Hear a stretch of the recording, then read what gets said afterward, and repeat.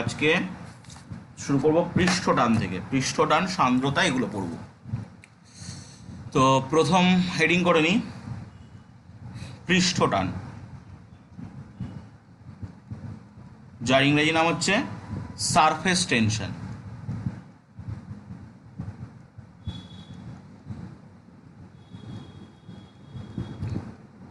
পৃষ্ঠটান বা surface tension কি ব্যাপারটা? কোন একটা তরল, আমি আগে ফর্মাল ডেফিনেশনটা বলি, তারপরে ব্যাখ্যা করছি। কোনো তরল পৃষ্ঠের ওপর একটি রেখা কল্পনা করলে ওই রেখার প্রতি একক দৈর্ঘ্যে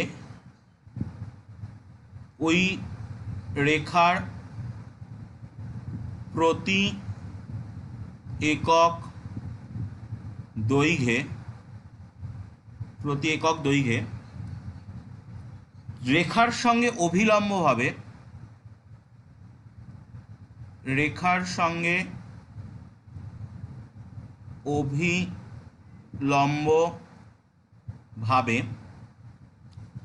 এবং স্পর্শতলের স্পর্শক রূপে বা পৃষ্ঠতলের স্পর্শক রূপে এবং পৃষ্ঠতলের স্পর্শক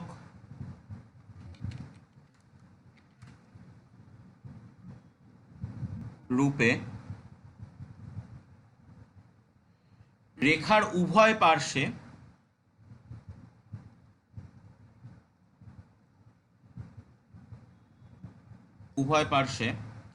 যে বল ক্রিয়া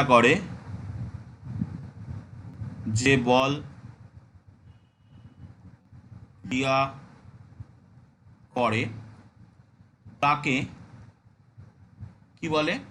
তরলের পৃষ্ঠটান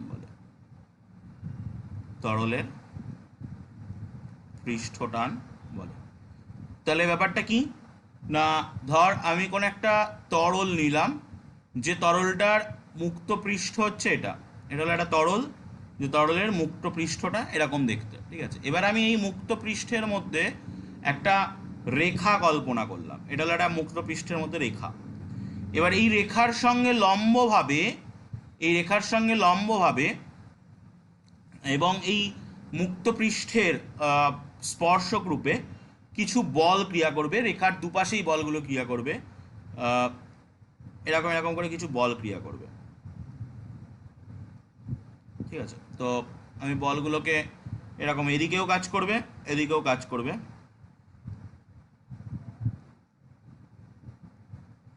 ঠিক আছে, কিছু বল কাজ করবে। এই রেখাটার দৈর্ঘ্য, আমি রেখাটার নাম দিলাম এবি হচ্ছে রেখাটার নাম, আর রেখাটার দৈর্ঘ্য হচ্ছে এল, ঠিক আছে। আর যে বল কাজ করছে, এই বলটা হচ্ছে এফ বল কাজ করছে। তাহলে আমরা যদি গাণিতিক রূপ দেখি, পৃষ্ঠটানের গাণিতিক রূপ,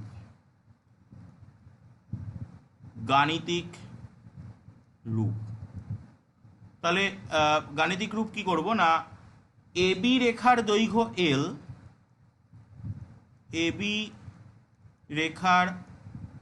দৈর্ঘ্য এল এবং রেখার যে কোনো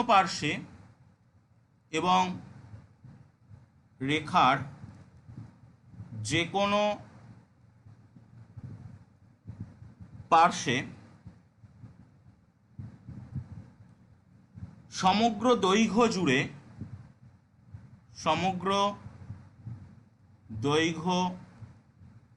জুড়ে যে বল ক্রিয়া করছে সেই বলটা হচ্ছে এফ, মানে এ পাশেও যে বলটা কাজ করছে সেই বলটাও এফ, ক্রিয়াশীল বল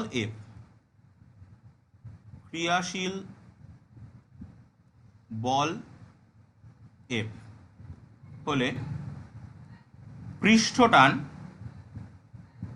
পৃষ্ঠটান এর ইংরাজি নাম যেহেতু সারফেস টেনশন, তাই এটাকে এস দিয়ে লেখা হয়, S equal to F by L. এটা হচ্ছে পৃষ্ঠটানের গাণিতিক রূপ, S equal to F by L. তাহলে বল যে পৃষ্ঠটানের একক কি হবে? উপরে হচ্ছে বলের একক আর নিচে হচ্ছে দৈর্ঘ্যের একক, তাহলে আমরা এককে যাই। বল সিজিএস পদ্ধতিতে একক, সিজিএস পদ্ধতিতে বলের একক কি বল? সিজিএস পদ্ধতিতে বলের একক কি হয়?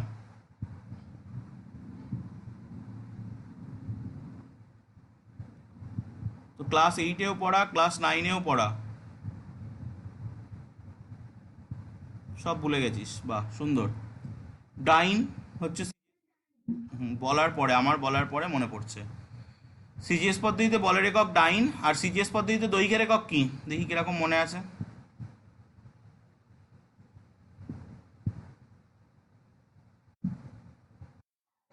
মিটার, দারুণ, সুন্দর। সিজিএস পদ্ধতিতে দৈর্ঘ্যের একক হচ্ছে সেন্টিমিটার, তাহলে ডাইন পার সেন্টিমিটার। এসআই পদ্ধতিতে কি হবে বল তো দেখি, এসআই একক বল দেখি, বলের একক দৈর্ঘ্যের একক কি?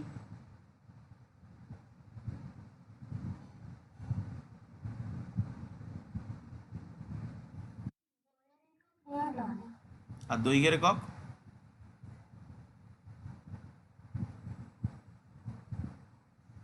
একটা একক বলতে যদি এত টাইম লাগে তাহলে আর কিছু বলার নেই।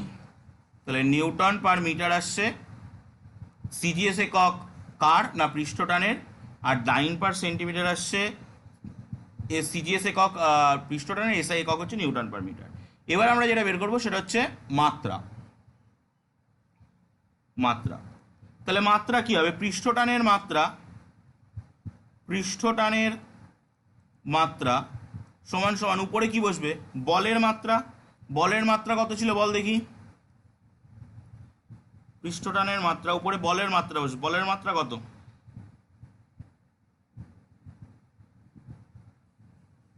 মনে আছে বলে আমার মনে হচ্ছে না। ml (10⁻²). বাড়িতে একটু পুরনো পড়াগুলো পড়, ঠিক আছে? প্রত্যেকটা জিনিস কিন্তু কাজে লাগবে। দৈর্ঘ্যের মাত্রা এল, এল এল কেটে গেল, তাহলে আসছে m(t⁻²). এটা হচ্ছে পৃষ্ঠটানের মাত্রা। তাহলে আমরা পৃষ্ঠটানের কাকে বলে শিখলাম, পৃষ্ঠটানের গাণিতিক রূপ দেখলাম, পৃষ্ঠটানের সিজিএসএস একক দেখলাম, পৃষ্ঠটানের মাত্রা দেখলাম। দুজনের লেখা হয়ে গেছে। তাহলে পেজ চেঞ্জ করছি। ওকে, পেজ চেঞ্জ করলাম। নেক্সট পেজে গিয়ে এবার আমরা পড়বো দুটো নতুন টাইপের বল পড়বো, যে বলটার একটার নাম হচ্ছে সমশক্তি বল আর একটার নাম হচ্ছে আসঞ্জন বল। তো প্রথমে হেডিং করি সংশক্তি বল, যার ইংরাজি নাম হচ্ছে কোহেসিভ ফোর্স। কোহেসিভ ফোর্স তো কাকে বলে? একই পদার্থের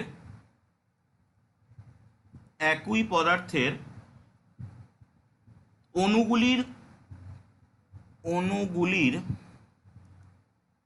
পারস্পরিক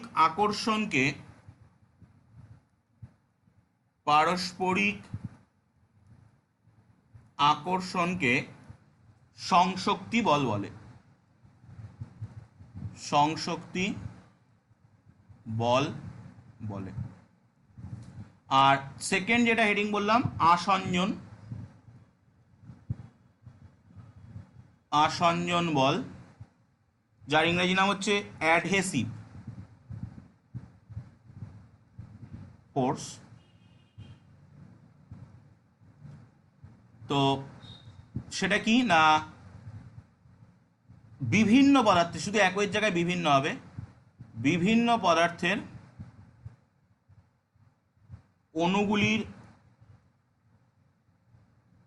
অণুগুলির পারস্পরিক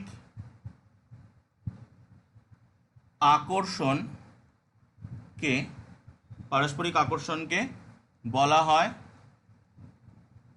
হয় আসঞ্জন বল। ওকে, তো যেমন আমি যদি একটা উদাহরণ দিই, যে আমি ধর একটা গ্লাস নিলাম, ঠিক আছে? একটা গ্লাসের মধ্যে বা একটা বিকারের মধ্যে কিছুটা জল নিলাম, ঠিক আছে?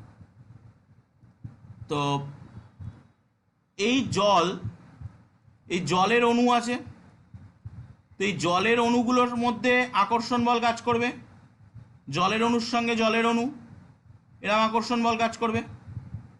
তো জলের অণুর সঙ্গে জলের অণু মানে একই পদার্থ, জলের অণুর সঙ্গে জলের অণুর মধ্যে যে আকর্ষণ বল কাজ করবে সেই বলটার নাম হবে সংশক্তি বল।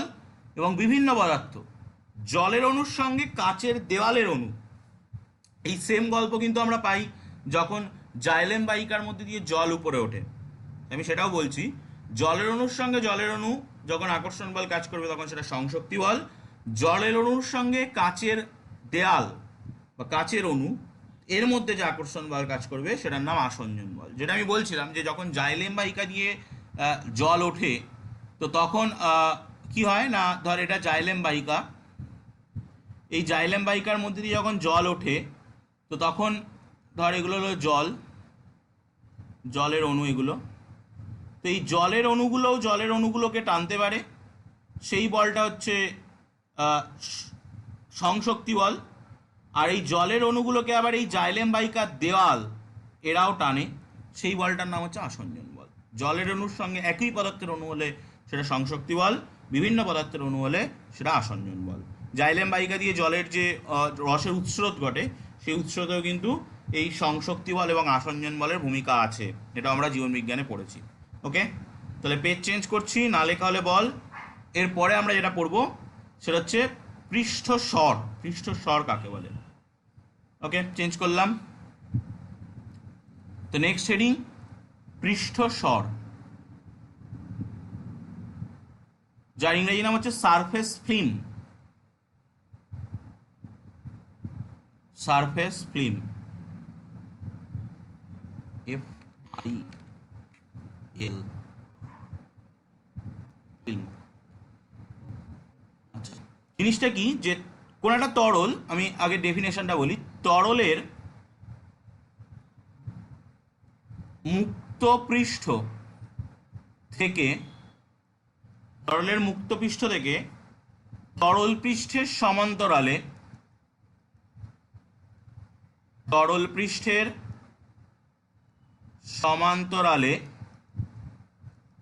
সমান্তরালে এবং তরলের মুক্ত পৃষ্ঠ থেকে এবং তরলের মুক্ত পৃষ্ঠ থেকে আণবিক আকর্ষণ পাল্লাটা আমি একটু পরে বলছি, আণবিক আকর্ষণ পাল্লার সমদূরত্বে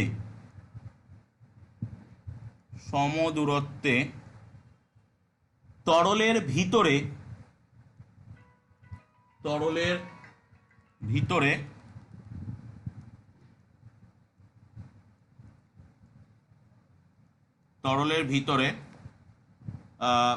একটি তল কল্পনা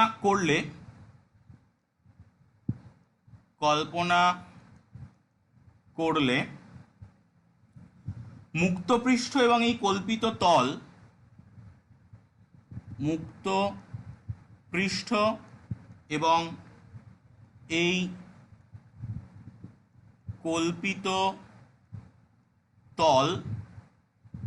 মুক্তপৃষ্ঠ এবং এই কল্পিত তলের মধ্যে যে তরল স্তর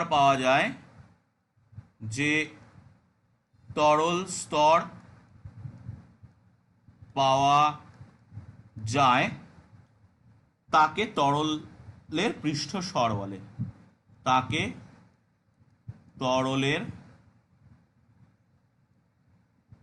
পৃষ্ঠস্বর বা সারফেস ফিল্ম বলে। ঠিক আছে, তো ব্যাপারটা কি, এটা বোঝার জন্য আমাদেরকে আগে যেটা বুঝতে হবে সেটা হচ্ছে এই আণবিক আকর্ষণ পাল্লা।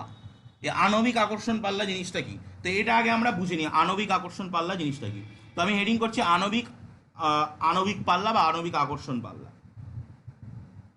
আণবিক পাল্লা যার ইংরেজি নাম হচ্ছে মলিকিউলার রেঞ্জ।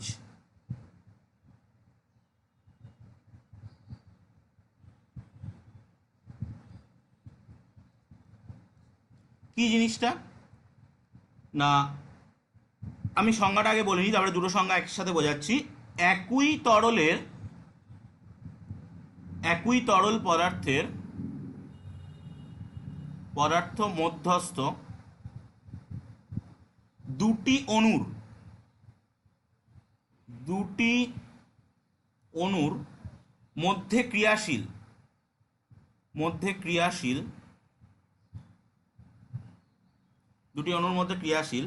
সংশক্তি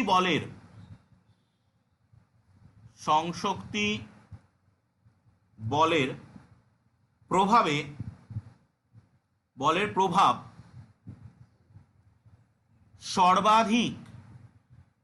সর্বাধিক যে দূরত্ব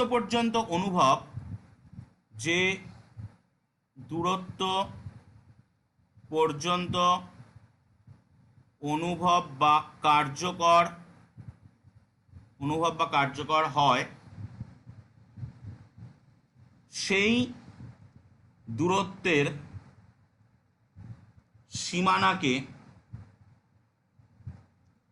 সীমানাকে আণবিক পাল্লা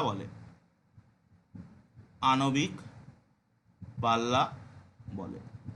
তার মানে কি, আমরা সংশক্তি বল যেটা পড়লাম একটু আগে, সংশক্তি বলে দেখলাম যে কোনো একই পদার্থের অণু, তাদের মধ্যে যে আকর্ষণ বল কাজ করে সেই বলটাকে বলা হয় সংশক্তি বল।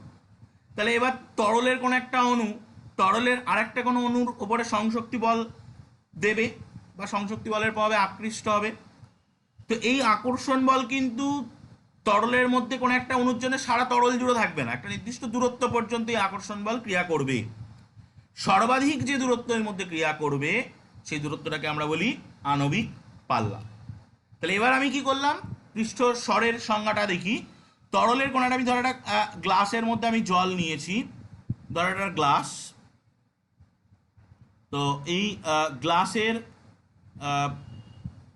মধ্যে জল আছে। তো এই গ্লাসের ভিতরে যে জল আছে সেই জলের একটা উপরে একটা পৃষ্ঠ পাবো, ধর এটা হচ্ছে সেই পৃষ্ঠটা, ঠিক আছে, এটা হলো সেই পৃষ্ঠটা, ঠিক আছে। তো এর নিচে জলটা রয়েছে,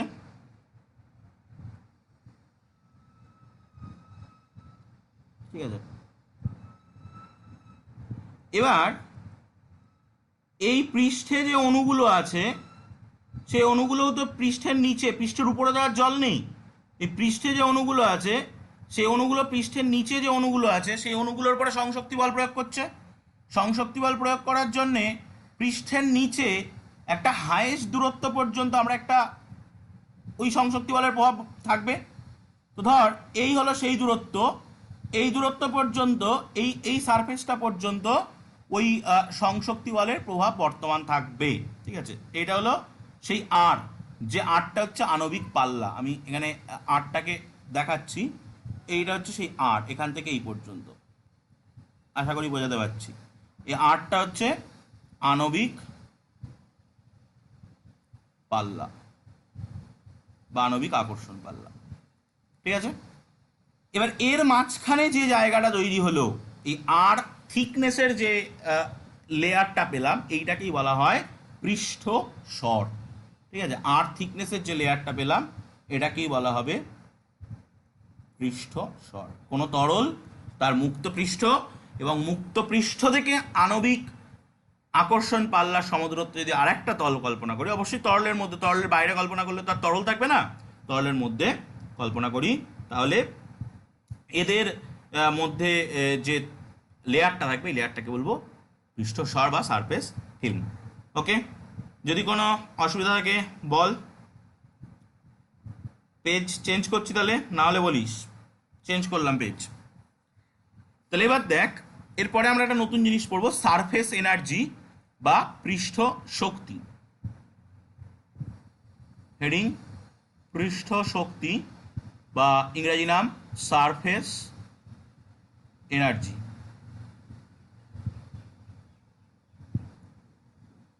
কি বলছে না, এর সংজ্ঞা হচ্ছে তরলের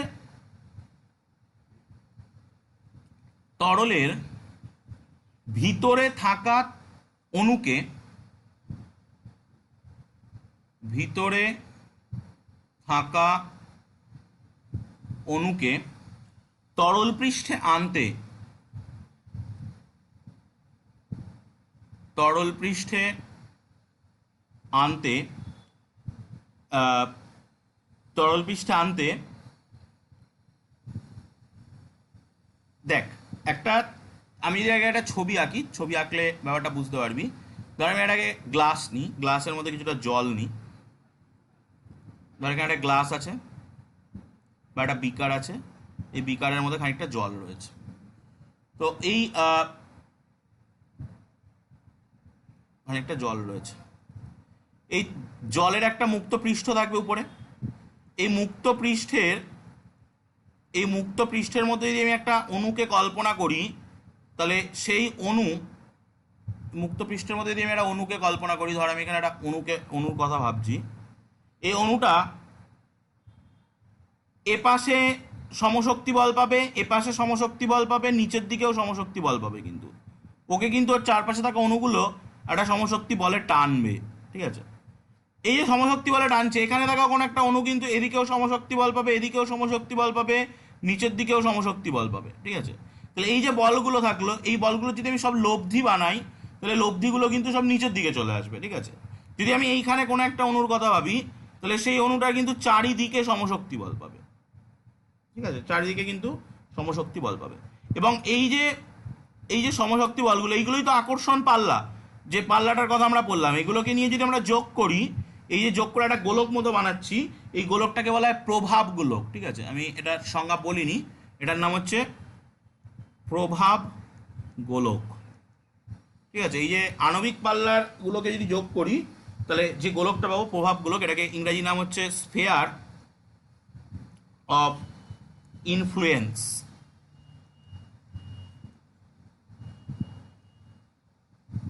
স্ফেয়ার অফ ইনফ্লুয়েন্স, প্রভাবগুলো।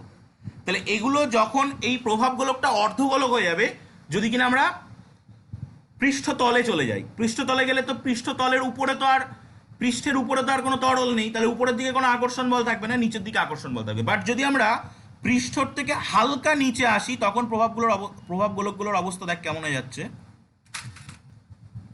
যদি এরম জায়গায় কোনো একটা অণুর কথা ভাবি, তখন আবার আরেকটু উপরে যদি আমি ভাবি, ধর এরকম জায়গায় কোনো একটা অণু আমি অন্য কালার দিয়ে দেখাই, তাহলে তোদের বুঝতে সুবিধা হবে। এরম জায়গায়, তাহলে এই দিকে কিন্তু থাকছে সবই, বাট এই দিকে যে বলগুলো, সেই বলগুলো কিন্তু ছোট হয়ে যাচ্ছে, মানে প্রভাবগুলো একটা চ্যাপ্টা মতো হচ্ছে। তাহলে এবার ভেবে দেখ, যদি আমি নিচের থেকে কোনো একটা অণুকে তরলের ভিতর থেকে কোনো একটা অণুকে তরলের পৃষ্ঠে আনতে চাই, তাহলে কিন্তু এই যে নিম্নমুখী লব্ধি বল, নিচের দিকে একটা লব্ধি বল কাজ করছে, এই লব্ধি বলের বিরুদ্ধে কার্য করতে হবে। লব্ধি বল কিন্তু আমাকে সাহায্য করবে না তরলের পৃষ্ঠে নিয়ে যেতে, সে কিন্তু আমাকে বাধা দেবে। তাহলে তরলের ভিতর থেকে অণুকে তরলের পৃষ্ঠে আনতে একটি নিম্নমুখী বলের বিরুদ্ধে একটি নিম্নমুখী বলের বিরুদ্ধে কার্য করতে হয়। ওকে, এই কৃতকার্য যদি তুই কার্য করছিস এবং অণুটা উপরে উঠছে, তার মানে অণুটার হাইট বাড়ছে, তার মানে স্থিতিশক্তি বৃদ্ধি হবে। ওকে, এই কৃতকার্য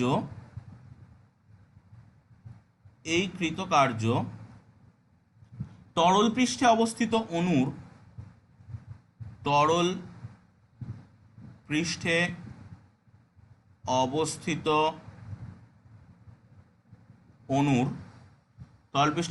অণুর স্থিতিশক্তি বৃদ্ধি করে, স্থিতিশক্তি বৃদ্ধি করে। ওকে, তো এর ফলে কি হবে? স্থিতিশক্তি যদি বৃদ্ধি করে, তাহলে ফলে ফলে তরলের মধ্যে অবস্থিত অণু অপেক্ষা তরলের মধ্যে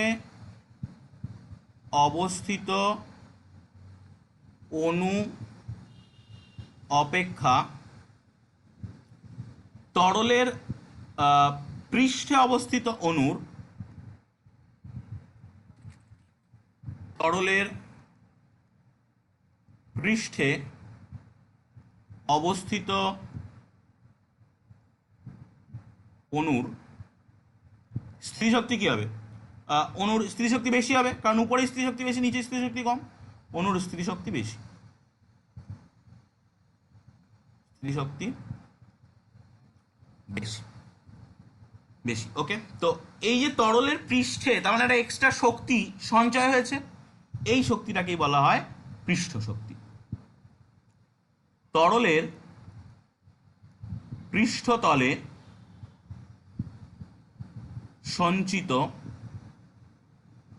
সঞ্চিত এই অতিরিক্ত স্থিতিশক্তিকেই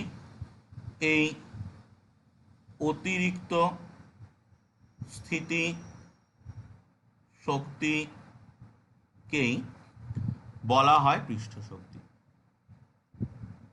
বলা হয় পৃষ্ঠ শক্তি। ওকে, সারফেস এনার্জি কাকে বলে তাহলে বোঝা গেল। এগুলো কিন্তু উঁচু ক্লাসের রাশিমালা ডালা প্রতিষ্ঠা হবে, সেগুলো আমরা এখন করছি না। তাহলে সারফেস এনার্জি কি বোঝা গেল। পেজ চেঞ্জ করছি, এবার আমরা দেখব তরলের পৃষ্ঠ টান কোন কোন বিষয়ের উপরে নির্ভর করে। ঠিক আছে, তো নেক্সট পেজে যাচ্ছি, যদি না হয় বলিস। নেক্সট পেজে গেলাম।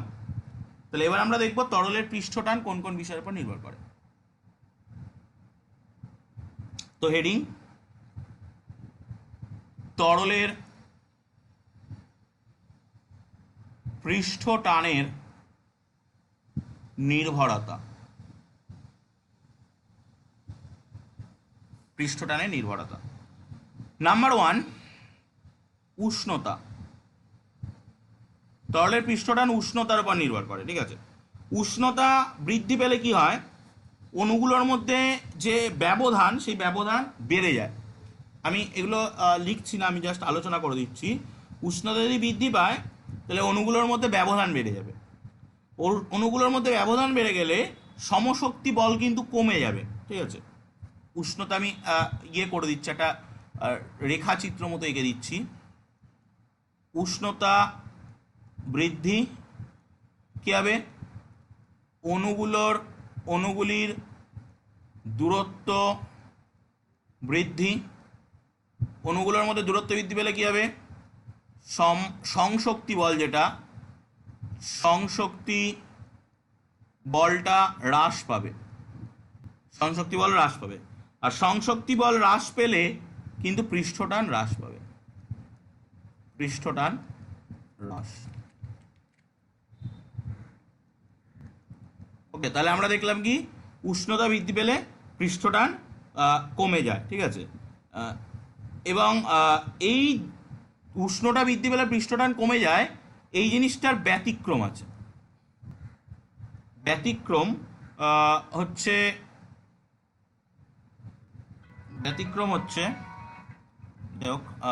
হচ্ছে তরল তামা। তরল তামার ক্ষেত্রে উষ্ণতা বৃদ্ধি পেলে কিন্তু পৃষ্ঠটান এরকমভাবে কমে না। এবং তরল ক্যাডমিয়াম,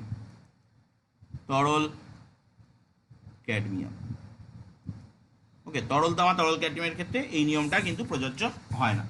তো নেক্সট আমরা দেখবো যে আর কি কি বিষয়ের উপর নির্ভর করে। 2 নম্বর যেটার উপর নির্ভর করে সেটা হলো অপদ্রব্যের উপস্থিতি বা দূষণ। আমি আগে লিখি, দূষণ মানে হচ্ছে পলিউশন, যেটা আমরা জানি যে যদি কোনো তরল, ধর সমুদ্রের জল বা নদীর জল, তার মধ্যে কোনো অপদ্রব্য বা ইমপিউরিটিস মিশে গেল, তাহলে কিন্তু তার পৃষ্ঠটান হ্রাস পাবে। ঠিক আছে, যদি দূষণের মাত্রা বৃদ্ধি পায় তাহলে পৃষ্ঠটান কিন্তু হ্রাস পায়। তাহলে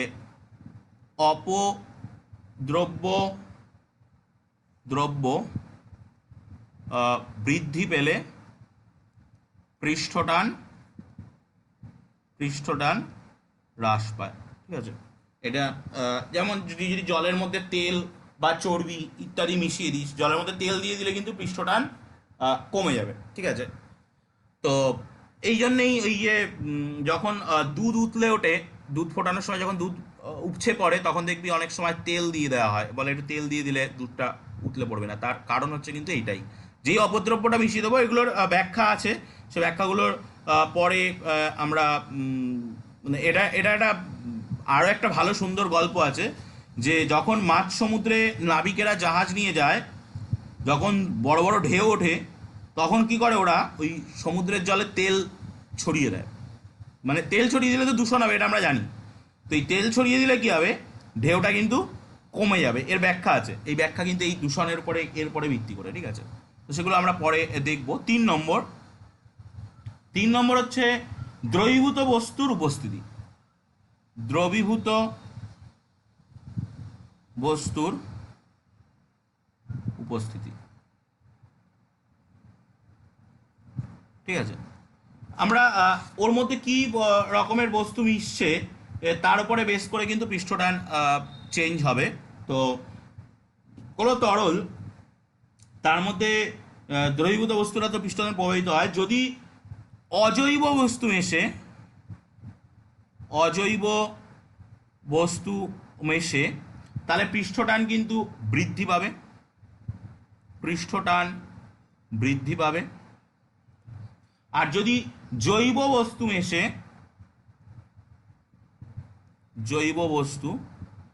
তাহলে কিন্তু পৃষ্ঠটান হ্রাস পাবে, ঠিক আছে? তো অজৈব বস্তু খাদ্য লবণ, আর জৈব বস্তু ধর তেল, চর্বি, সাবান, এগুলো। তার মানে যখন দুধ উতলে ওঠে তখন যদি কেউ তেল দেয় তাহলে সেটা কমে যাবে, বাট যদি লবণ দিয়ে দেয় তাহলে কিন্তু উল্টে বেড়েও যেতে পারে, ঠিক আছে? তো পৃষ্ঠটান সেক্ষেত্রে বেড়ে যাবে। 3 নম্বর তো হলো। এবার 4 নম্বর। 4 আর কি বিষয়ের উপর নির্ভর করে? তরল সংলগ্ন মাধ্যমের প্রকৃতি। তরল সংলগ্ন মাধ্যমের প্রকৃতি। তরল সংলগ্ন মাধ্যমের প্রকৃতি, যে তরল, সেই তরলের পাশে কি মাধ্যম আছে। মানে আমি একটা কন্টেনারের মধ্যে জল নিলাম, এই জলটার তো মুক্ত পৃষ্ঠ, এটা এই মুক্ত পৃষ্ঠটার উপরে কি মাধ্যম আছে, বায়ু আছে না অন্য কিছু আছে, সেটার পরে মানে আর্দ্র বাতাস থাকলে একরকম হবে, শুষ্ক বাতাস থাকলে একরকম হবে, সেই মাধ্যমের পরেও কিন্তু পৃষ্ঠটান নির্ভর করে। 5 নম্বর এবার হবে তড়িদাহিতকরণ।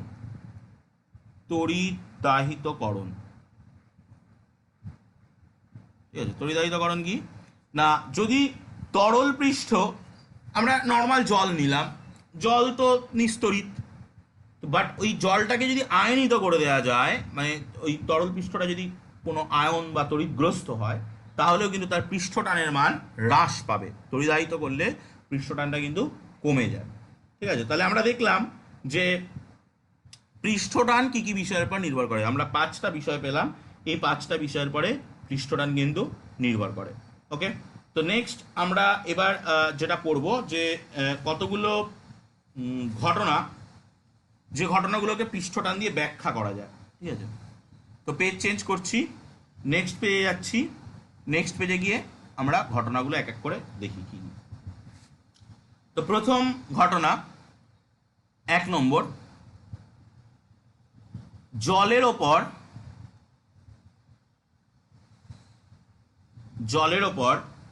এক ফোঁটা তেল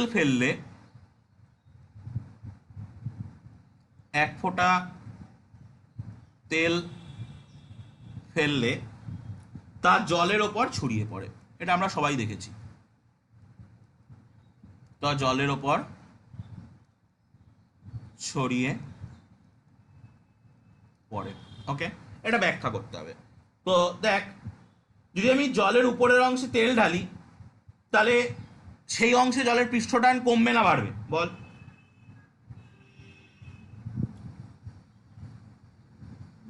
সেই অংশে জলের পৃষ্ঠটান কমবে না বাড়বে?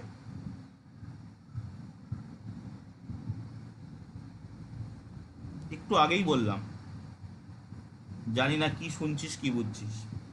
তেল হচ্ছে একটা জৈব পদার্থ মেশালে পৃষ্ঠটান কমে। তাহলে জলের ওপরে যদি তেল ঢালা হয় তাহলে পৃষ্ঠটান কমবে, কারণ জল আর তেল এই অণুগুলোর মধ্যে যে আসঞ্জন বল তো কাজ করবে, দুটো আলাদা আলাদা জাতীয় অণু, আসঞ্জন বল কাজ করবে। এবং তেলের মধ্যে ক্রিয়াশীল সংশক্তি বল, তার অপেক্ষায় আসঞ্জন বলটা বেশি হবে, ঠিক আছে, তেলের অণুর মধ্যে যে সংশক্তি বল কাজ করছে এবং তেলের অণুর মধ্যে যে আসঞ্জন বল কাজ করছে, সেই আসঞ্জন বলটা সংশক্তি বলের অপেক্ষা বেশি হবে। তার ফলে কি হবে, সংলগ্ন অঞ্চলে যে জলের পৃষ্ঠটান, সেই পৃষ্ঠটানটা বেশি তো ছিল, বাট তেল যেখানটায় ঢাললাম সেখানে পৃষ্ঠটানটা কমে গেল।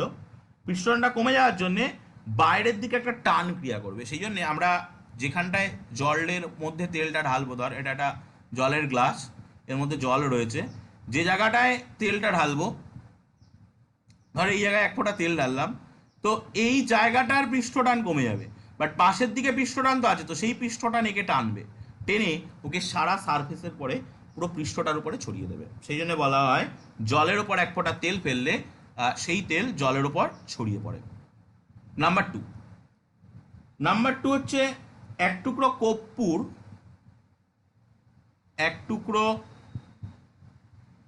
কর্পূর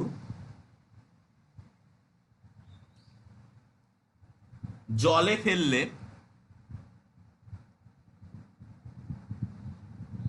ফেললে তা এলোমেলো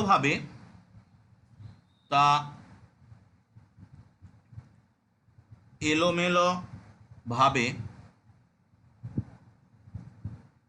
অবিরাম নড়াচড়া করতে থাকে।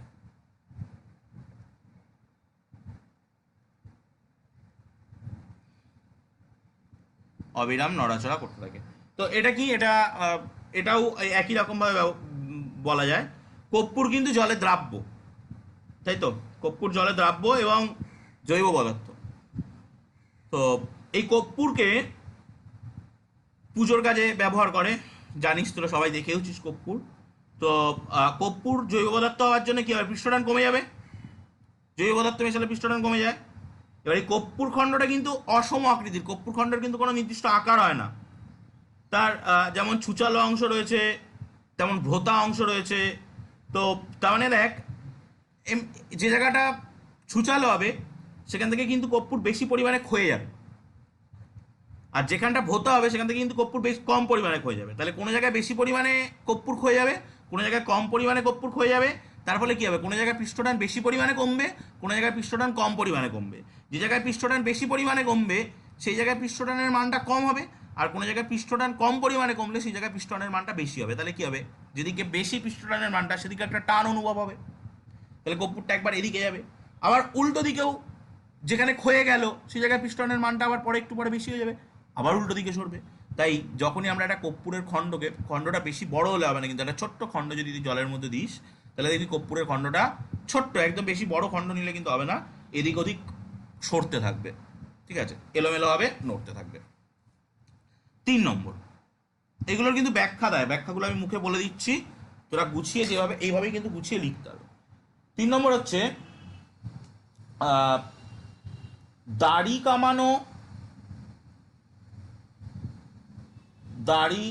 কামানোর বা ছবি আঁকার যে ব্রাশ বা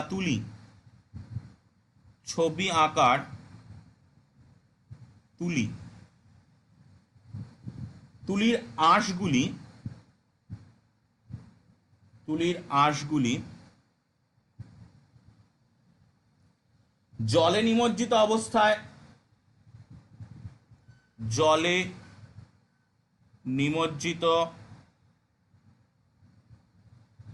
অবস্থায় ফাঁকা হয়ে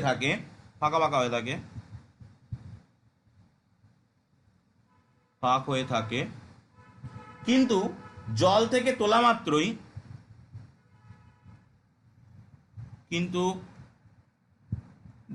থেকে তোলা মাত্রই আঁশগুলি জড়িয়ে যায় বা একসাথে হয়ে যায়, আঁশগুলি জড়িয়ে যায়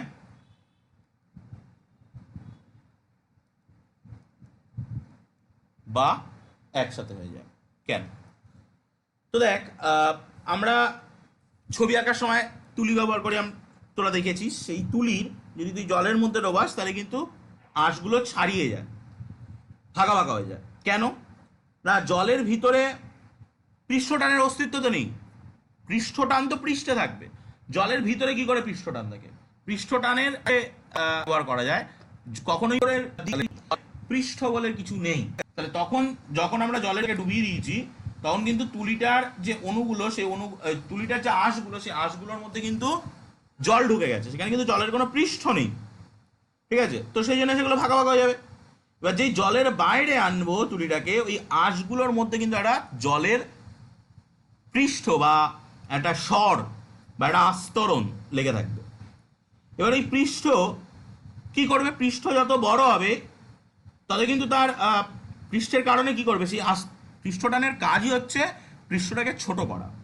সবসময় কোনো তরল তার উন্মুক্ত যে পৃষ্ঠ, সেই পৃষ্ঠটাকে ছোট করতে চায়। তাহলে এবার ধর কোনো একটা তুলির দুটো আঁশ এরকমভাবে রয়েছে, আর এর মাঝখানে একটা জলের লেয়ার ঢুকে রয়েছে, এর মাঝখানে একটা জলের আঁশ ঢুকে রয়েছে।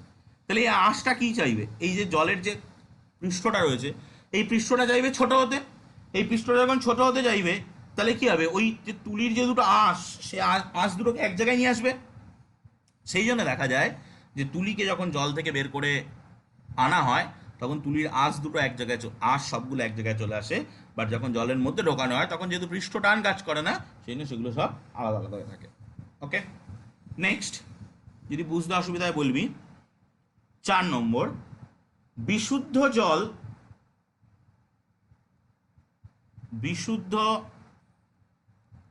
জল অপেক্ষা সাবান জল জামা কাপড় বেশি পরিষ্কার করে। এটা সাধারণ কথা, জামা কাপড় বেশি পরিষ্কার করে। এই প্রশ্নটাকেই ঘুরিয়ে দিতে পারে যে জামা কাপড় পরিষ্কার করার সময় বা আমরা স্নান করার সময় সাবান ব্যবহার করি কেন? একই কারণ। বিশুদ্ধ জলের সঙ্গে যদি আমরা সাবান মেশাই, তাহলে পৃষ্ঠটান কি হবে? বাড়বে না কমবে? সাবান কিন্তু জৈব পদার্থ, পৃষ্ঠটানের কি রূপ চেঞ্জ হবে?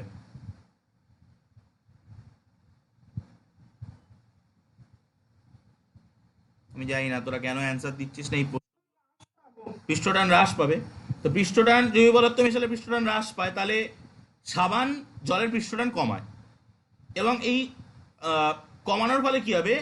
বিশুদ্ধ জল অপেক্ষা সাবান মিশ্রিত বা ডিটারজেন্ট মিশ্রিত যে জল, সেই জলের পৃষ্ঠটান কম, এবং সেটা জামা কাপড়ের যে ছোট ছোট ছোট ছোট ছিদ্র, পৃষ্ঠটান যেহেতু কমে গেছে, তাহলে একজন কিন্তু আরেকজনকে টানবে না। তাহলে জামা কাপড়ের যে ছোট ছোট সূক্ষ্ম সূক্ষ্ম ছিদ্র বা রন্ধ্র, সেই রন্ধ্রে কিন্তু সাবান জল বা ডিটারজেন্ট মিশ্রিত জল প্রবেশ করতে পারবে, নর্মাল জল প্রবেশ করতে পারবে না।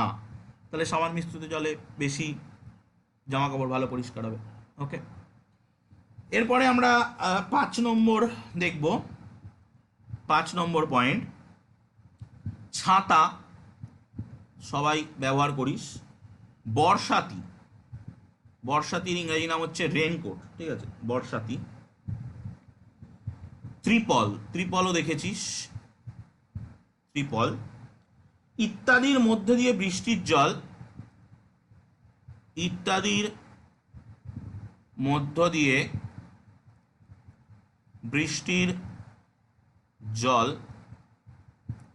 প্রবেশ করতে পারে না। ইত্যাদির মধ্যে দিয়ে বৃষ্টির জল প্রবেশ করতে পারে না, এটা আমরা কিন্তু সবাই দেখেছি। তো কেন না? এই যে জিনিসগুলো, ছাতা, বর্ষাতি বা ত্রিপল, এদের কাপড়ে যে কাপড় দিয়ে তৈরি, সেই কাপড়ে কিন্তু সূক্ষ্ম সূক্ষ্ম ছিদ্র থাকে, যার মধ্য দিয়ে বায়ু প্রবেশ করতে পারে, কিন্তু জল প্রবেশ করতে পারে না। ওই যে ছাতা, বর্ষাতি বা ত্রিপল, এরা তো মানে অন্য কোনো কিছু দিয়ে তৈরি না, এরা কাপড় দিয়েই তৈরি। বাট সেই কাপড়ের মধ্যে দিয়ে সেই কাপড়ে এমন সূক্ষ্ম সূক্ষ্ম ছিদ্র থাকে, যে ছিদ্র দিয়ে বাতাস প্রবেশ করতে পারে, কিন্তু জল প্রবেশ করতে পারে না। আর পৃষ্ঠটান যেহেতু আছে, পৃষ্ঠটানের জন্য কি হবে? জল, আমরা বৃষ্টির ফোঁটা গোলাকার হয় পৃষ্ঠটানের জন্যই কিন্তু, ঠিক আছে? তো সেই জন্যে ওই বৃষ্টি বা আমরা এই 3টে জিনিস তো বর্ষার জলের ক্ষেত্রে, বৃষ্টির জলের ক্ষেত্রে ব্যবহার করি। তো বৃষ্টির ফোঁটা কিন্তু গোলাকার হয়ে যাবে এই ছাতার উপরে বা বর্ষাতির ওপরে বা ত্রিপলের উপরে। তো এই গোলাকার ফোঁটা একটা জলের ছোট্ট কণা হলেও প্রবেশ করতে পারে না, তো এই গোলাকার বড় ফোঁটা কি করে প্রবেশ করবে? তাহলে সেটা কি হবে? ছাতা বা বর্ষাতি বা ত্রিপলের যে স্পর্শক তল, সেই স্পর্শক তল বরাবর গড়িয়ে কিন্তু বাইরে পড়ে যাবে, বাট ভিতরে প্রবেশ করতে পারবে না। ওকে, নেক্সট আমরা যেটা পড়বো খুবই ইম্পর্টেন্ট, 6 নম্বর, একটি সরু সূচ,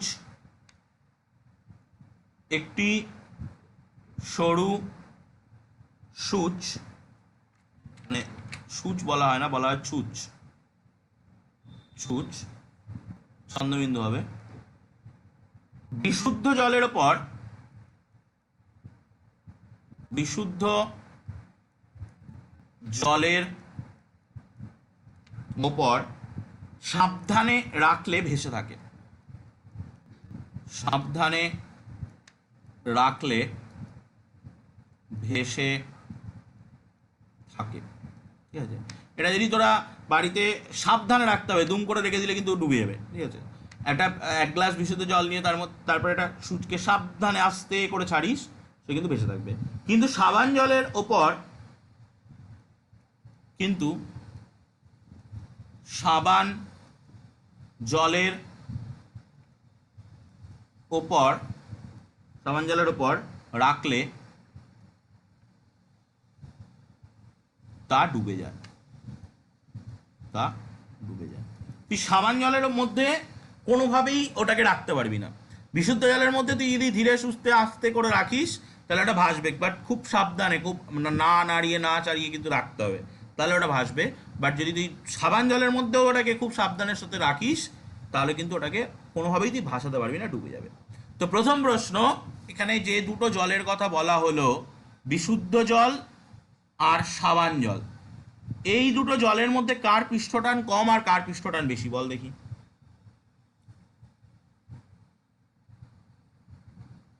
বিশুদ্ধ জলের পৃষ্ঠটান আর সাবান জলের পৃষ্ঠটানের মধ্যে কার পৃষ্ঠটান কম আর কার পৃষ্ঠটান বেশি?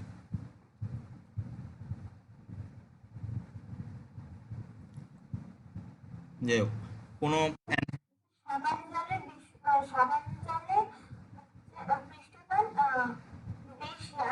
সাবান জলের পৃষ্ঠটান বেশি, তার মানে তুই বলছিস জলের মধ্যে সাবান মেশালে পৃষ্ঠটান বেড়ে যায়। সাবান জল মানে তো জলের মধ্যে সাবান মেশানো, জলের মধ্যে সাবান মেশালে পৃষ্ঠটান বেড়ে যায়। সাবান একটা জৈব পদার্থ, জৈব পদার্থ জলে মেশালে পৃষ্ঠটান বেড়ে যায়, এই পড়ালাম একটু আগে। সাবান জলের পৃষ্ঠটান কম, নর্মাল জল বিশুদ্ধ জলের পৃষ্ঠটান বেশি।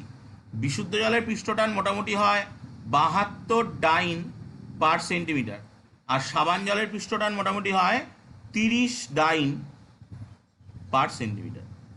এবার যখন আমরা একটা পাত্রে সাবান জল হোক বা নর্মাল জল হোক নিয়ে একটা সূচকে রাখবো, তখন এটা ধর একটা পাত্রের মধ্যে আমি জল নিয়ে একটা সূচকে এরপরে রাখছি। তো এই এবার যেটা হবে, পৃষ্ঠটান এই দুটো স্পর্শক বরাবর কাজ করবে, এই দিকে একটা কাজ করবে আর এই দিকে একটা কাজ করবে। ঠিক আছে, এই দুটো পৃষ্ঠটান, এটাকে আমি টি দিয়ে নাম দিচ্ছি। সামন্তরিক সূত্র অনুযায়ী, ভেক্টর যোগের সামন্তরিক সূত্র আমরা পড়েছি, ভেক্টর যোগের সামন্তরিক সূত্র অনুযায়ী এদের যে লব্ধি বল, সেই লব্ধি বলটা কিন্তু এই দিকে কাজ করবে। এদের যে লব্ধি বল, ঠিক আছে, সেটা এই দিকে কাজ করবে। ঠিক আছে, এটা একটা কোনো নাম দিলাম এস, এটা এই দুটোর লব্ধি বল। ঠিক আছে, তো এবার এর যে ওয়েট, এই যে সূচটার যে ওয়েট, সেই ওয়েটটা কিন্তু সবসময় নিচের দিকে কাজ করে, এই দিকে ওয়েট। তো এটা নাম দিলাম ডব্লু। ঠিক আছে, এবার দেখ, বিশুদ্ধ জলের পৃষ্ঠটান বেশি, সাবান জলের পৃষ্ঠটান কম, তাহলে বিশুদ্ধ জলের পৃষ্ঠটানের ক্ষেত্রে এই টিগুলো 72 করে পাবো, সাবান জলের ক্ষেত্রে 30 করে পাবো। তাহলে কি হবে, বিশুদ্ধ জলের ক্ষেত্রে এস এর মানটা বেশি হবে, সে ডব্লুকে ব্যালেন্স করতে পারবেই। কিন্তু সাবান জলের ক্ষেত্রে এস এর মানটা কম হবে, সেটা কিন্তু ডব্লুকে ব্যালেন্স করতে পারবে না। তাই বিশুদ্ধ জলের পরে তুই যদি ধীরে সুস্থে একটা সূচকে রাখিস, সেই সূচটা ভাসবেই। বাট তুই কখনোই নর্মাল সাবান জলের ওপরে কিন্তু সেই সূচকে রাখলে সেটা ভাসবে না। আশা করি বোঝাতে পারলাম। তো নেক্সট আমরা 6টা এখানে দেখলাম, নেক্সট আবার 7-এ যাব, পেজ চেঞ্জ করছি। তাহলে নেক্সট পয়েন্ট 7 নম্বর যেটা দেখবো আমরা, যে ক্ষুদ্র তরল বিন্দুর আকৃতিতে, ক্ষুদ্র তরল বিন্দু আকৃতিতে গোলাকার হলেও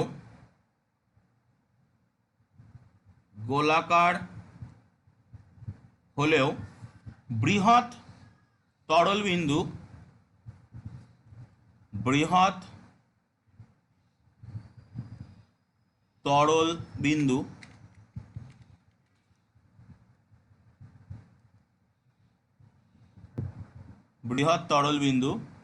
আকৃতিতে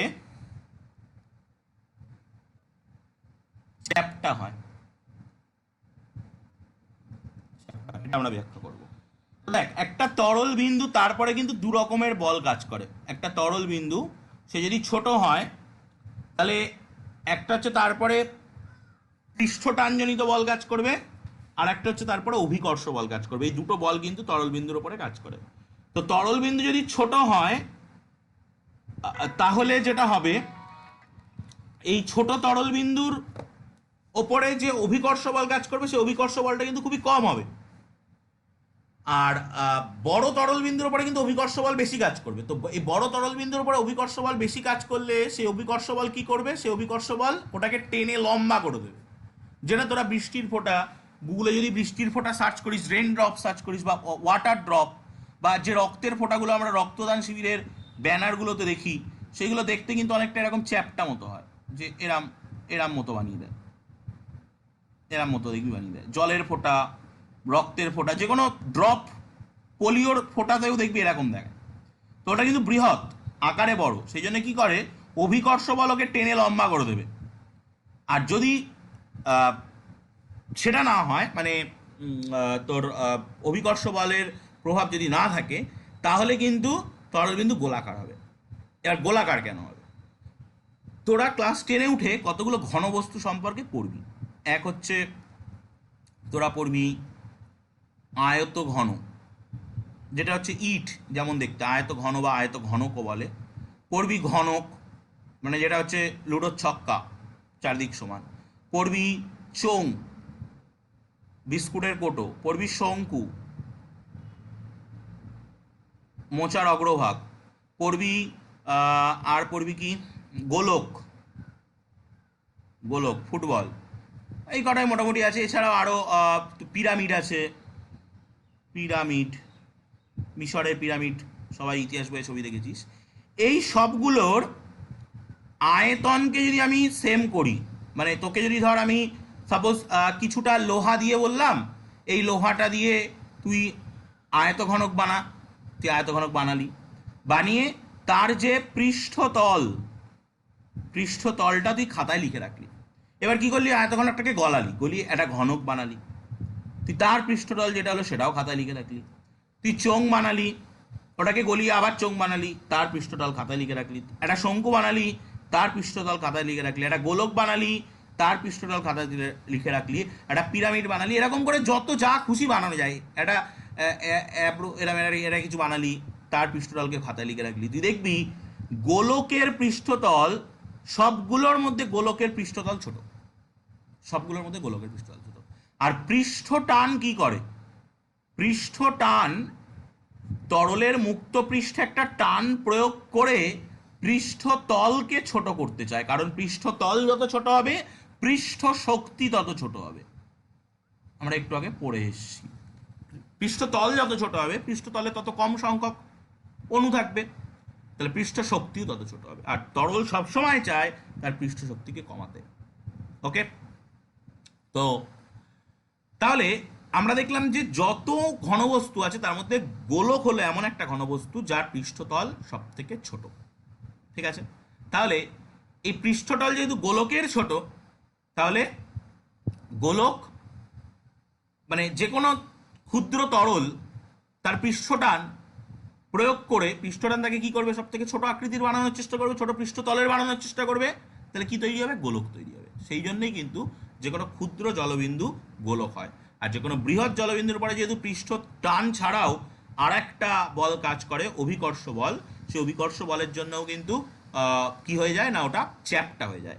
এবার এটা তুই যদি ভারী কোনো তরল নিস, যেমন পারদ, পারদ একটা ভারী তরল, এই পারদের যদি তুই কোনো একটা ছোট ড্রপও বানাস, ভারী তরল যেহেতু, তাহলে তারপরে অভিকর্ষ বল কাজ করবে, পারদের ছোট ড্রপও কিন্তু এরকম চ্যাপ্টা হয়ে যাবে, ঠিক আছে, বা বর্তুলাকার হয়ে যাবে, যেটাকে বর্তুলাকার বলা হয়। তো নেক্সট আমরা 8 নম্বরে যাব। 8 নম্বর হচ্ছে বাহ্যিক বলের অধীনে, বাহ্যিক বলের অধীনে থাকা, বাহ্যিক বলের অধীনে থাকা কোনো তরলের ফোঁটা, কোনো তরলের ফোঁটা সর্বদা গোলাকৃতি হয়, সর্বদা গোলাকৃতি হয়। ওকে, তো বাইরের কোনো একটা বল যদি বাহ্যিক বলের অধীনে কোনো একটা তরলের ফোঁটা থাকে, তাহলে সেটা সর্বদা গোলাকৃতি হবে। কেন? দেখ, কোনো তরলের মুক্ত পৃষ্ঠে সংশক্তি বল ক্রিয়া করে, আমরা জানি, পড়েওছি। এবার সেই সংশক্তি বলটা কী করে? সেই সংশক্তি বলটার কাজ হচ্ছে সেই তরলের মুক্ত পৃষ্ঠটাকে ছোট করা, যেটাই পৃষ্ঠটানের কাজ। অর্থাৎ তরলের পৃষ্ঠতলের ক্ষেত্রফল, সংশক্তি বল বলিস আর পৃষ্ঠটানজনিত বল বলিস, সেটাকে কিন্তু সর্বনিম্ন করতে যায়, যার জন্যে সেটা গোলক হয়ে যাচ্ছে। ওকে, আর আমি যে কথাটা বললাম, এই কথাটা আবারও আসবে, যে যত ঘনবস্তু আছে তার মধ্যে সব থেকে সর্বনিম্ন ক্ষেত্রফল হচ্ছে গোলকের।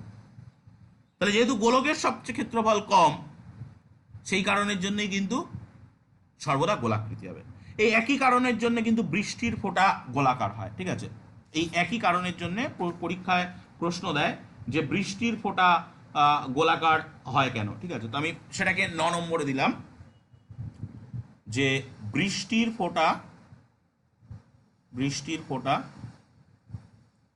গোলাকার হয়, এটার ব্যাখ্যাও একই। ওকে, 10 নম্বর, ঠান্ডা ঝোল, মানে যেটাকে রেস্টুরেন্টে বলে স্যুপ, ঠান্ডা ঝোলের স্বাদ, মানে কোল্ড স্যুপ এর স্বাদের চেয়ে, টেস্টের চেয়ে, হট স্যুপ যেটা গরম ঝোল, গরম ঝোলের স্বাদ বেশি ভালো লাগে। এটাও কিন্তু আমরা পৃষ্ঠটান দিয়ে ব্যাখ্যা করতে পারবো। এটা স্বাভাবিক, এটা আমরা সবাই দেখেছি, যে কোনো রান্না গরম খেতে কিন্তু ভালো লাগে, ঠান্ডা খেতে কিন্তু অতটা ভালো লাগে না। কেন? কারণ আমরা জানি তরলের উষ্ণতা বৃদ্ধিতে পৃষ্ঠটান বাড়ে, পৃষ্ঠটান হ্রাস পায়, তরলের উষ্ণতা বাড়লে পৃষ্ঠটান হ্রাস পায়। তাহলে ঠান্ডা ঝোল যেটা, ঠান্ডা স্যুপ, কোল্ড স্যুপ যেটা, আর হট স্যুপ যেটা, এই ঠান্ডা ঝোল আর গরম ঝোলের মধ্যে কোনটার পৃষ্ঠটান বেশি হবে আর কোনটার পৃষ্ঠটান কম হবে বলতো দেখি? কোনটার পৃষ্ঠটান বেশি হবে, কোনটার পৃষ্ঠটান কম হবে?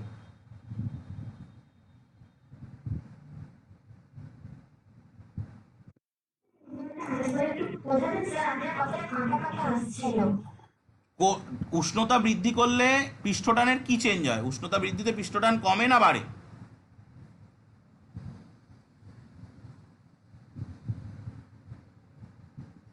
উষ্ণতা বৃদ্ধিতে পৃষ্ঠটান কমে না বাড়ে?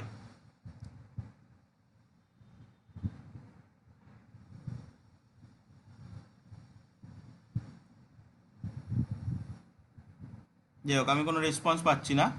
উষ্ণতা বৃদ্ধিতে কিন্তু পৃষ্ঠটান হ্রাস পায়। যেহেতু পৃষ্ঠটান হ্রাস পায়, তাহলে গরম যে স্যুপ, হট স্যুপ যেটা বা গরম ঝোল, তার পৃষ্ঠটান কী হবে? কম হবে। আর ঠান্ডা স্যুপ যেটা, মানে কোল্ড স্যুপ যেটা, তার পৃষ্ঠটান কী হবে? বেশি হবে। তাহলে আমরা বলতে পারি ঠান্ডা ঝোল অপেক্ষা গরম ঝোলের পৃষ্ঠটান কম। তাহলে পৃষ্ঠটান কম হচ্ছে ঠান্ডা জলের, এই গরম জলের পৃষ্ঠটান কম, সরি, গরম জলের এর পৃষ্ঠটান কম আর এর পৃষ্ঠটান বেশি, ঠিক আছে। তাহলে এর যেহেতু পৃষ্ঠটান কম, তাহলে এই জিভের যার পৃষ্ঠটান কম সে জিভের বেশি অংশ জুড়ে ছড়িয়ে পড়বে। এটা যদি আমাদের জিভ হয়, এই জিভের এই জিভের উপরে তো স্বাদকোরকগুলো রয়েছে, তা এই গরম ঝোল যেটা এর পৃষ্ঠটান যেহেতু কম, পৃষ্ঠটান বেশি হলে কি হবে, ওটাকে দলা পাকিয়ে দেবে, ঝোলটাকে দলা পাকানোর চেষ্টা করবে। তাহলে যেহেতু এর পৃষ্ঠটান কম, তাহলে এই জিভের উপরে বেশি অংশ জুড়ে কিন্তু ছড়িয়ে পড়বে এবং জিভের স্বাদকোরকগুলোর বেশি অংশের টাচে আসবে। তাই কি হবে, গরম স্যুপটা বেশি আমাদের কাছে ভালো লাগবে, ঠান্ডা স্যুপটা যেহেতু পৃষ্ঠটান বেশি জিভের পরে বেশি ছড়িয়ে পড়তে পারবে না, সেহেতু আমাদের অতটা ভালো লাগবে না। 11 দাগ,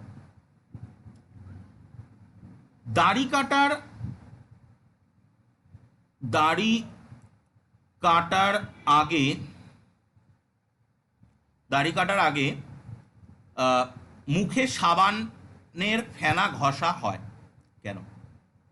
মুখে সাবানের ফেনা মানে ফোম যেটাকে বলা হয় ঘষা হয় কেন? মানে ঘষা হয়, আমি এগুলো তো ব্যাখ্যা দিচ্ছি, তো আমি জাস্ট স্টেটমেন্টটা লিখলাম। তো কারণ কি, দেখ সাবান হচ্ছে জৈব পদার্থ, তাহলে সাবান মিশ্রিত জলের পৃষ্ঠটান নর্মাল জলের পৃষ্ঠটানের থেকে কম, তাই সাবান মিশ্রিত জল বা ফোম যেটাকে আমি বলছি ব্যবহার করলে মুখের যে সাবান মিশ্রিত জল বা ফোম ব্যবহার করলে সেটা মুখের উপরে সব জায়গায় ছড়িয়ে পড়বে, যেহেতু পৃষ্ঠটান কম হলে ছড়িয়ে পড়ার প্রবণতাটা বাড়বে এবং মুখের ওপরে যে দাড়ির যে লোমকূপগুলো আছে যেহেতু সেই ছিদ্রগুলো খুব ছোট ছোট ছিদ্র, পৃষ্ঠটান কম বলে সেই ছিদ্রে ঢুকতে পারে, পৃষ্ঠটান বেশি হলে কিন্তু এই ছিদ্রটা ঢুকতে পারতো না। তার ফলে কি হবে, দাড়িগুলো নরম হবে এবং কাটতে সুবিধা হবে। ওকে, তো সেই জন্য আমরা দাড়ি কাটার আগে ফোম বা সাবান জলও ব্যবহার করে থাকি, ঠিক আছে। এবং আমরা যে অ্যান্টিসেপটিক লোশনগুলো আমরা লাগাই সেগুলো এমনভাবেই বানানো হয় যার পৃষ্ঠটান কম, কারণ পৃষ্ঠটান বেশি হলে কিন্তু সেগুলো যে ক্ষতস্থান, সেই ক্ষতস্থানের যে ছোট ছোট ছিদ্র, সেই ছিদ্রে কিন্তু ওরা ঢুকতে পারবে না। ওকে, তো সেই জন্য যে আমাদের অ্যান্টিসেপটিক লোশনগুলো আমরা লাগাই, সেই লোশনগুলোর এমনভাবেই বানানো হয় যে লোশনগুলোর পৃষ্ঠটান কিন্তু কম করা হয়।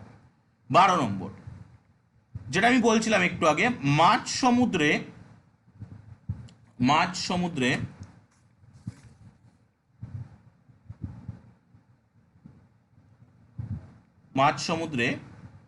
ঝড়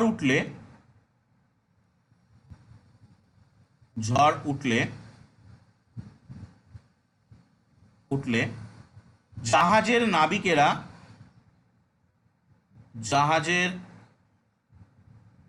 নাবিকেরা সমুদ্রের উপর তেল ছড়িয়ে দেয়। সমুদ্রের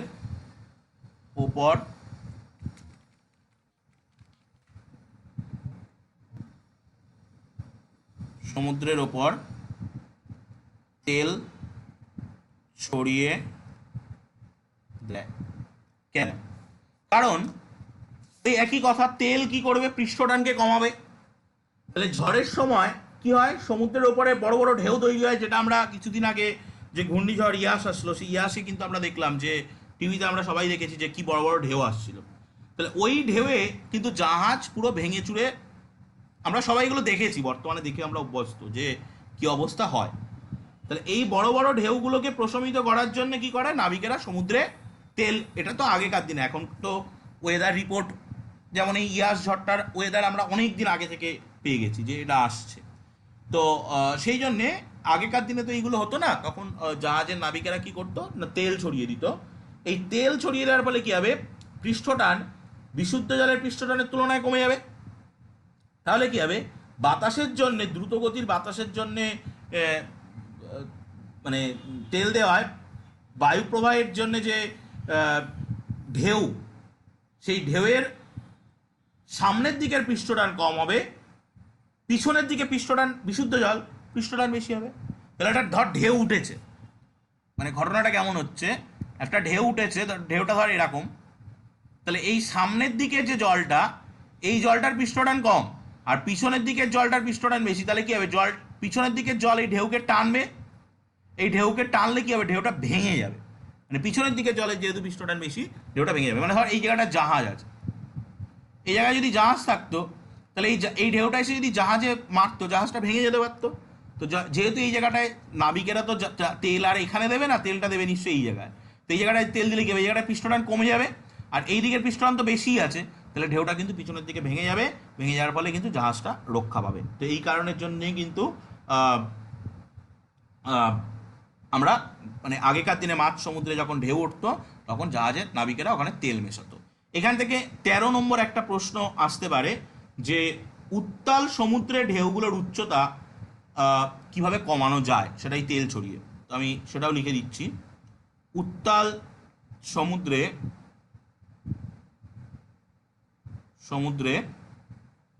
ঢেউগুলোর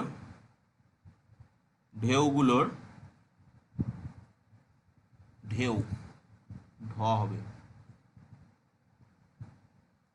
ঢেউগুলোর উচ্চতা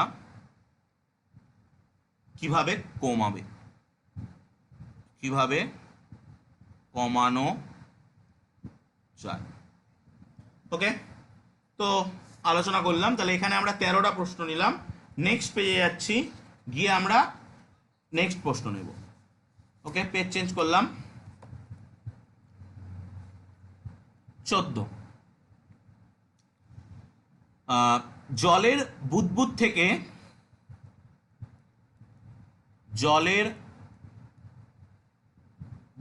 থেকে জলের যে ওয়াটার বাবলস থেকে সাবানের বুদবুদ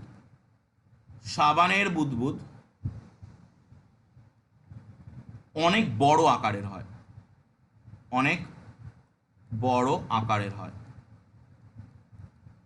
আমরা এই মেলায় এক রকমের বাবলস ফু দিলে বাবলস বের হয়, যেটা এই শ্যাম্পুর জল বা সাবানের জল দিয়ে তৈরি করা। ওখানে কিন্তু জল দিলে আর হবে না, কারণ ওয়াটার বাবলসও তৈরি হয়, বাট ওয়াটার বাবলস থেকে সাবানের জলের যে সোপ ওয়াটার, সেই তার বাবলস কিন্তু বেশি স্থায়ী এবং আকারে বড় হবে। কেন? এই একই গল্প, সাবান জল মানেই পৃষ্ঠটান কম।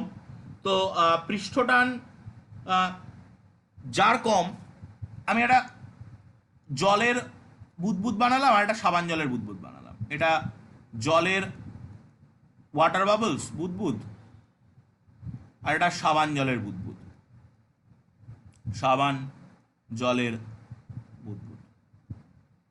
এবার এর পৃষ্ঠটান কম, এর পৃষ্ঠটান বেশি। যার পৃষ্ঠটান বেশি সে কি করবে, তার পৃষ্ঠটাকে ছোট করতে চাইবে। তাহলে পৃষ্ঠটাকে ছোট করতে চাইলে এই জলের বুদবুদ কিন্তু ছোট হবে, সাবান জলের বুদবুদ কিন্তু আকারে বড় হবে। যেহেতু সাবান জলের পৃষ্ঠটান কম, ওর বুদবুদটা আকারে বড় হবে। পৃষ্ঠটান বেশি হলেই তো বুদবুদটাকে ছোট করতে চাইবে। ওকে, তো বোঝা গেল যে কেন সাবান জলের বুদবুদটা আকারে বড় হয়, এবং কেন ওই মেলায় যেগুলো বিক্রি হয় ওগুলো সাবান জল দিলে কিন্তু ওটা আর হবে না, ওটা সাবান বা শ্যাম্পুর জল দিলেই কিন্তু ওটা কাজ করবে। ওকে, একটি মশা উড়তে উড়তে জলের মধ্যে ডুবে গেল। মানে উড়তে উড়তে সামনে কোথাও জল ছিল, জলের মধ্যে ডুবে গেল, জলের মধ্যে ডুবে গেল। ঠিক আছে, এবার সেখান থেকে তো ও বেরোবে। এবার সেখান থেকে ও বেরিয়ে আবার উঠতে শুরু করবে। তো বাট যতক্ষণ না পর্যন্ত শরীর পুরো শুকনো হবে ততক্ষণ পর্যন্ত কিন্তু উঠতে পারবে না। ওকে, তো সেখান থেকে বেরোনোর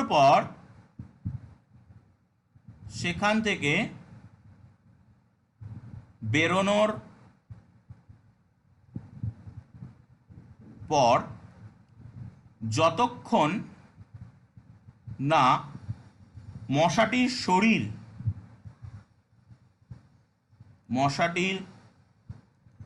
শরীর পুনরায়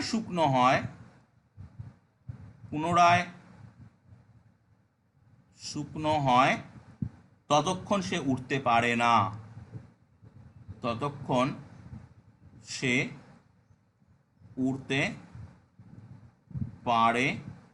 না, এটা কিন্তু পাখিদের ক্ষেত্রে প্রযোজ্য হবে না।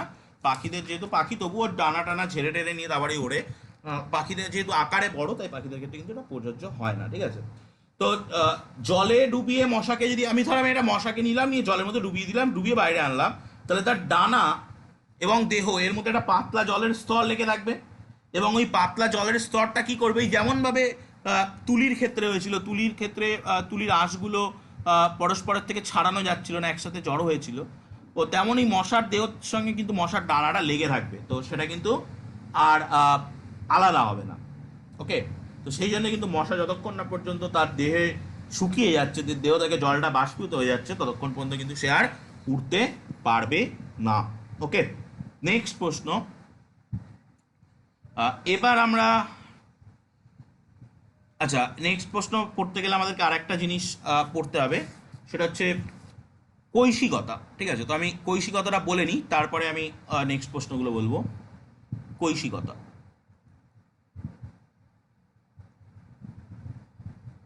যার ইংরেজি নাম হচ্ছে ক্যাপিলারিটি।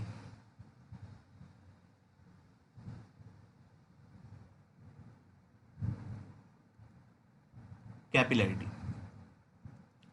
কি বলছে জিনিসটা, না চুলের প্রস্থচ্ছেদের সঙ্গে তুলনীয়, মানে একদম সরু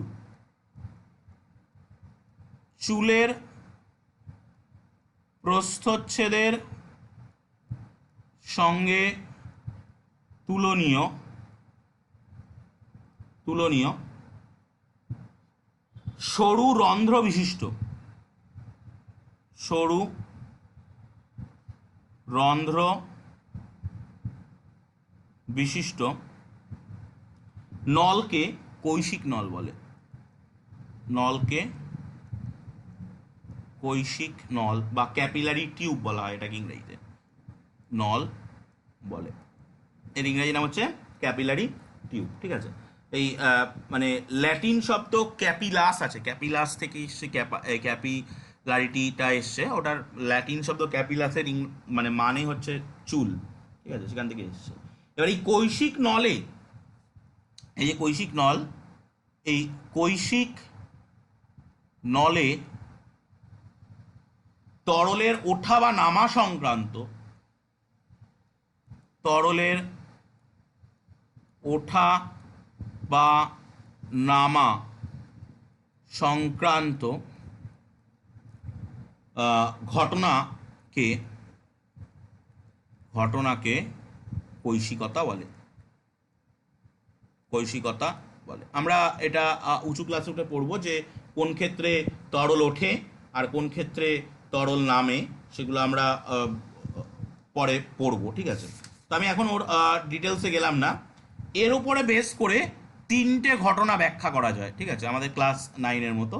তো আমি 16, 17, 18 করছি।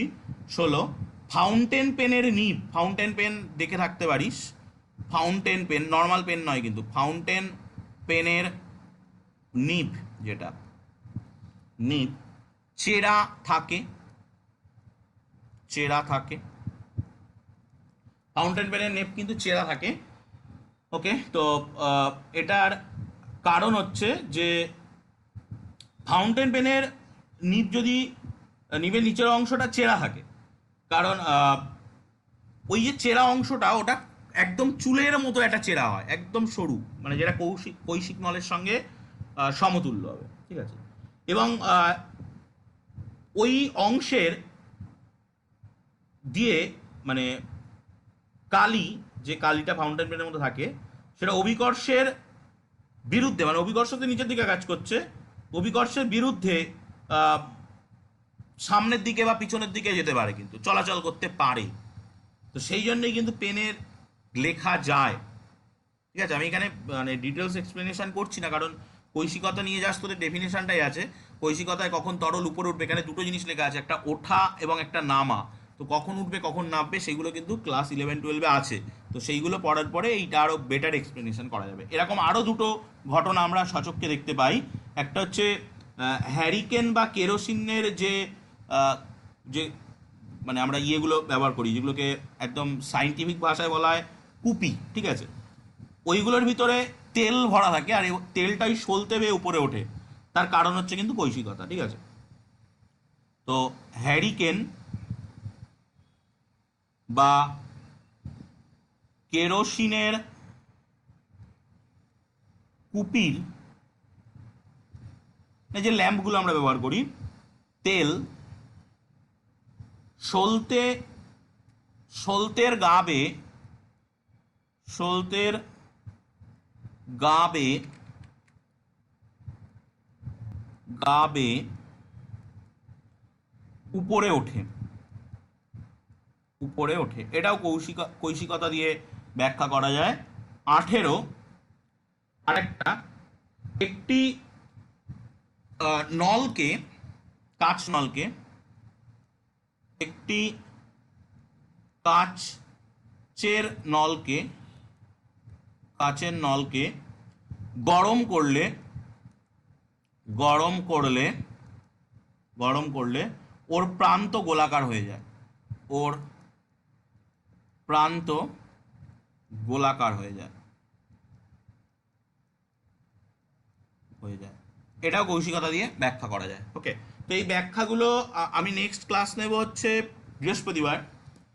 এই যে 18টা প্রশ্ন, অবশ্যই 15টা প্রশ্নের ব্যাখ্যা আমি বলে দিয়েছি। এই 15টা প্রশ্নের একদম ব্যাখ্যা কিন্তু লিখতে হবে, ঠিক আছে? লিখে আমাকে ছবি তুলে বৃহস্পতিবারের আগে কিন্তু পাঠাতে হবে, ঠিক আছে? আমি বৃহস্পতিবার দিন এই চ্যাপ্টারটার কন্টিনিউ পড়াবো। এর পরের যে পোর্শনটা বৃহস্পতিবার দিন পড়াবো সেটা হচ্ছে সান্দ্রতা, ঠিক আছে? তো এই সান্দ্রতা আমরা আগেও ঘর্ষণ পড়েছি, তার সঙ্গে রিলেটেড। যাই হোক, আমি বৃহস্পতিবার দিন সেটা পড়াবো। তো তার আগে কিন্তু আমাকে হোয়াটসঅ্যাপে এই 15টা প্রশ্ন, অ্যাটলিস্ট প্রথম 15টা, 16, 17, 18 না পারলেও ঠিক আছে, মেনে নেবো, বাট প্রথম 15টা প্রশ্নের প্রশ্ন টুকে তার নিচে একটা কালি দিয়ে প্রশ্ন টুকবি, একটা কালি দিয়ে উত্তর লিখবি, লিখে আমাকে গুছিয়ে কিন্তু পাঠাতে হবে।